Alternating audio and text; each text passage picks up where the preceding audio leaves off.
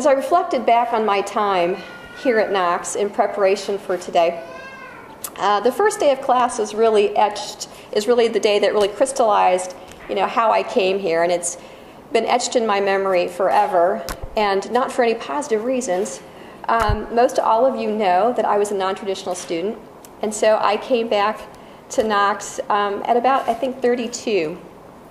And the day that I started classes, it was pouring rain outside, and I arrived on campus, and I was tentative, and I was completely intimidated, and somehow I made it through those classes, and I left and went to work, because I worked full-time, had a business, and I was looking out the window at my business, and the tears were flowing almost as hard as it was raining outside.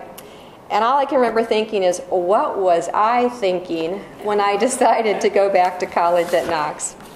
And to be perfectly honest with you, if it was just plain pride that kept me here those first few weeks, because I really do think that it's possible I really could have quit those first few weeks. And I'd made such a deal out of it. I'd made a deal out of it to my husband. I'd made a huge financial commitment to it as well. I told everybody in the entire world that I was coming here, and so I found myself kind of stuck. So I decided to take one day at a time and try to get through. And so a lot of the folks here today are the reason that I stand before you. I'm asked a lot, as you might imagine, about what is the Knox experience.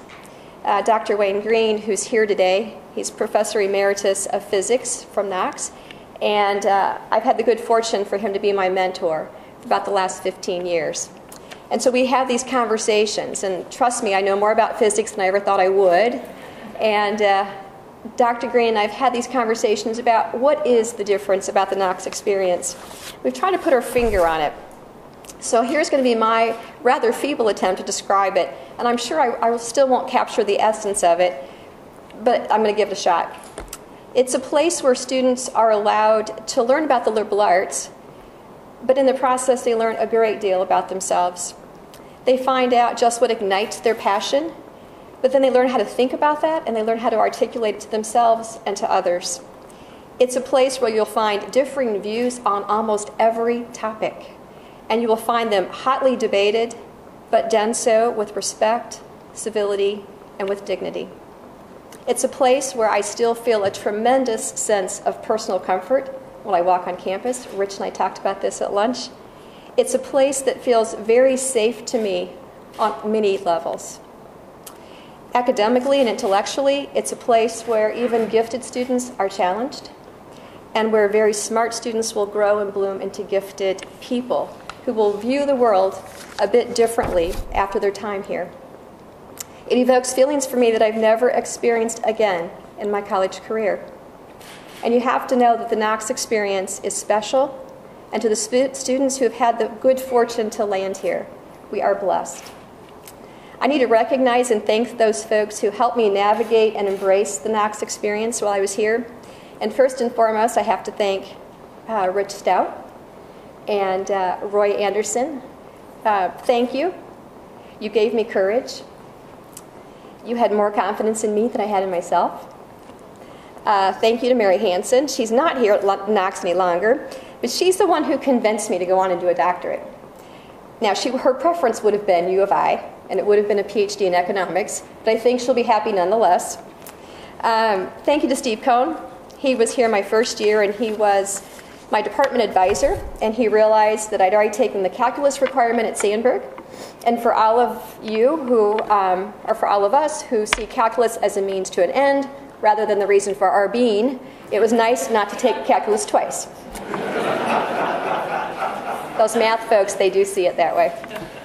I need to thank, I don't know that they're here, but I need to thank George Steckley and Rod Davis. They helped me realize that I loved history almost as much as I loved economics and business. Special thank you to Isabel Lavoski. She retired from here. She allowed me to stay in her advanced Spanish class, even though I had no Spanish background. We did talk about this at lunch. I worked full-time while I was here, and the language classes are immersion, so they meet daily. And so I was going to have a problem with my work schedule for the entire year. So my advisor and I, we brilliantly decided that I would just go into the intensive class and be done in 2 terms. Not a problem.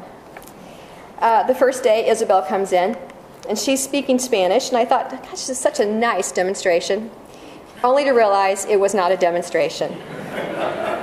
No English would be spoken going forward, and I didn't know the alphabet. So, Isabel, wherever you are, thank you. I made it through.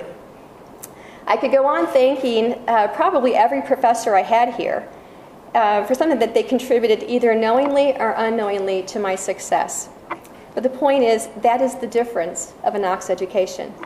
And it's the difference between that and just another college degree. I can still name my professors and remember the impact they had on me, and you just don't find that quality anywhere. The faculty is what makes the Knox experience what it is. Before I close, I do need to thank my Sandburg family. Thank you. They have supported me as well in my endeavors. And last but certainly not least, my husband Rick, who's been my biggest cheerleader and who's been very patient with me on this crazy journey I have taken him on. To say that he's witnessed a few changes in me since we met 30 years ago would be the understatement of the century. Unconditional love is the only explanation for his support. So thank you, Rick. Thank you to everyone here at Knox. This is an incredible award, and I will cherish it. Thank you so much.